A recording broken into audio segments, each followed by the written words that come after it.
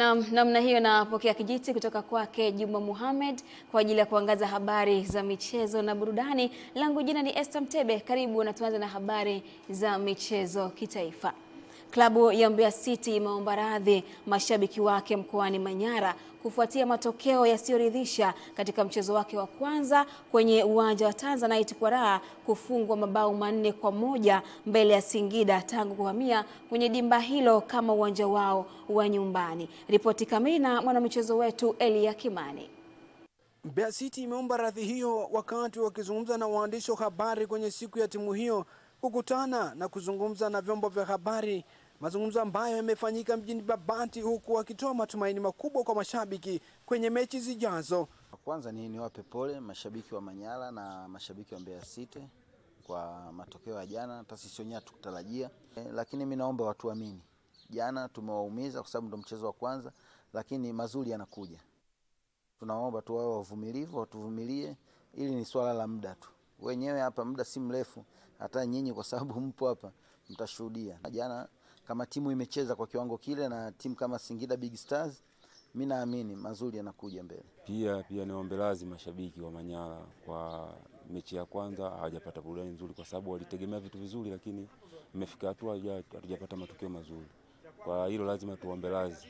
Mimi na imani wawe na sisi muda wote, lakini kwa mechi zitazofuata na imani tutapata matokeo mazuri, nao watafurahi na watafurahia Mbeya City kuwepo Manyara hapa Babati. Wachezaji pia wa timu ya Mbeya City wakazungumza kuhusu ugumu wa ligi kuu msimu huu. Na ukiangalia asilimia kubwa ninasema chachu ni hii, pia kuleta wachezaji wa kigeni pia na wenyewe wameongeza chachu ambayo kwetu sisi inatupa challenge kubwa sana ya kupambana. Ili inatakiwa kuonyesha. Kwa hiyo ukiangalia msimu uliopita mpaka huu na huu pia ukiangalia msimu ni mgumu, sio kirahisi. Kwa kadri muda unavyozidi kwenda kila msimu unakuwa ni mgumu.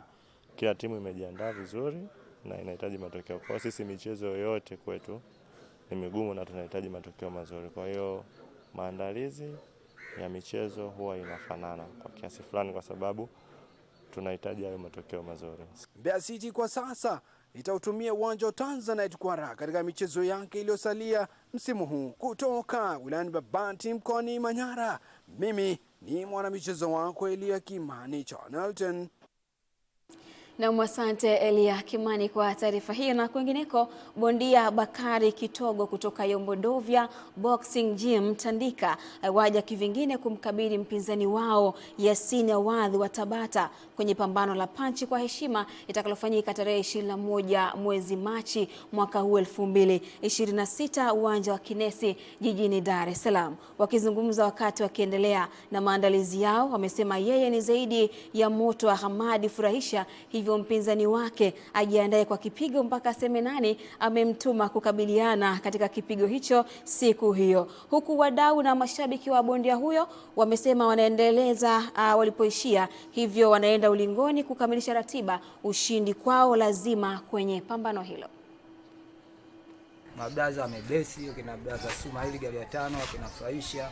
Mablaza zangu wote walionitangulia wameblesi mpaka nimefika leo hii kwenye naona mwenyewe niko fit, afu nimejiamini kuzungumza na media kwa sababu ya mpiganaji mwenzangu naye anajiandaa, lakini mimi nipo fit zaidi yake. Utaona burudani zaidi yake.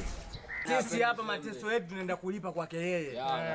Kwa sisi mechi tushamaliza na ndugu yangu wote tushajiandaa. Kajiandaa vya kutosha, mechi tulishaimaliza. Tunakwenda tu kukamilisha ratiba. Hatuna shaka na kiwango cha ndugu yangu Beka.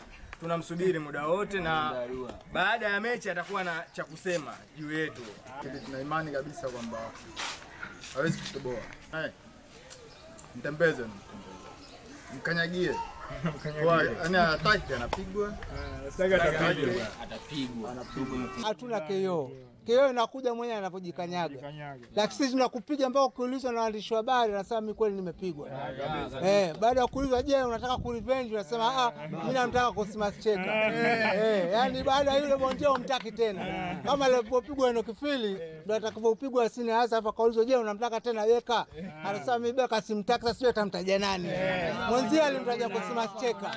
Sasa yeye hatujui atamtaja nani.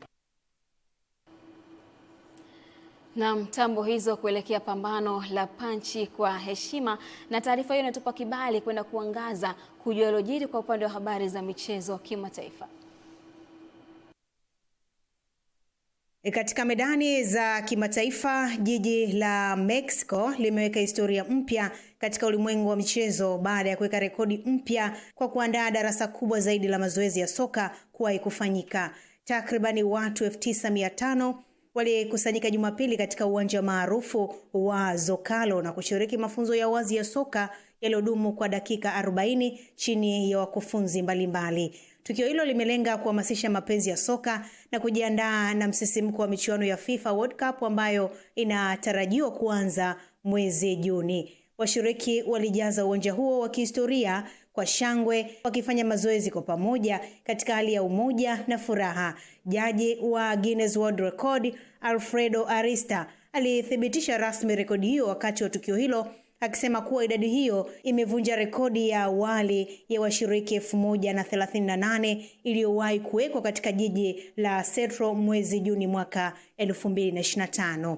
Meya wa Mexico City Clara Glugada aliwapongeza washiriki, akisisitiza kuwa tukio hilo linaashiria mwanzo wa shamra za kombe la dunia, akisema leo tunaanzisha kombe la dunia. Miongoni mwa washiriki waliovutia zaidi ni wanachama wa timu ya wanawake ya Mexico iliyoshinda kombe la dunia la wanawake lisilo rasmi mwaka 1971, jambo ambalo liliongeza thamani ya historia katika tukio hilo. Rekodi hiyo inaonyesha pia nguvu ya soka kuwaleta watu pamoja na kuhamasisha jamii kupitia michezo. Ni hayo tu katika medani za kimataifa. Mimi ni Winga Teleza Witness Ngalawa na hii ni Channel 10+. Asante Winga Teleza Witness Ngalawa kwa kutujuza hayo kwa upande wa habari za michezo kimataifa. Na sasa tukajue kwa upande pia wa habari za burudani, tuungane na msimulizi wetu. Nyota wakubwa wa Hollywood wameendelea kung'ara katika usiku wa tuzo za filamu zinazoheshimika zaidi duniani, ambapo washindi mbalimbali walitangazwa baada ya ushindani mkali kati ya filamu na waigizaji bora wa mwaka. Hafla ya utoaji tuzo wa Oscar 2026 imefanyika usiku wa Machi 15, 2026 katika ukumbi wa Dolby Theatre uliopo Los Angeles nchini Marekani. Na mwigizaji Michael B. Jordan ameibuka mshindi wa tuzo za mwigizaji bora wa kiume kupitia filamu ya Sinners. Ushindi huu umeandika historia mpya katika safari yake ya uigizaji, kwani kwa mara ya kwanza kwa nyota huyo mwenye umri wa miaka 39 kutoa tuzo Oscar, licha kuwa tayari amewahi kushinda tuzo nyingine kadhaa katika tasnia ya filamu. Katika upande wa uigizaji wanawake, nyota wa filamu ya Hamnet Jessie Buckley naye ameibuka kidedea baada ya kushinda tuzo kubwa ya uigizaji kufuatia kuonyesha kiwango cha juu cha umahiri katika filamu hiyo iliyovutia watazamaji na wakosoaji wa filamu duniani. Aidha, wale wapenzi wa katuni hamwezi kusahau katuni ya K-pop Demon Hunters, nayo imeshinda tuzo ya Best Animated Feature, huku Golden unakuwa wimbo wa kwanza wa K-pop kushinda tuzo. Tuzo za Oscar zinaendelea kuwa jukwaa kubwa la kutambua kazi bora za wasanii wa filamu duniani, huku ushindi wa Jordan na Buckley ukitajwa kuwa ni miongoni mwa matukio yaliyoibua msisimko mkubwa katika hafla mwaka huu. Haya ndivyo ambavyo wametusimulia kwa upande wa habari za burudani Evans Liatu. Ndivyo ambavyo tunaweka utuo kwenye habari za michezo na burudani kwa usiku huu wa leo. Mimi ni Esther Mtebe, anarudi hapa Juma Mohamed kwa ajili ya kutamatisha habari ya kutwa nzima.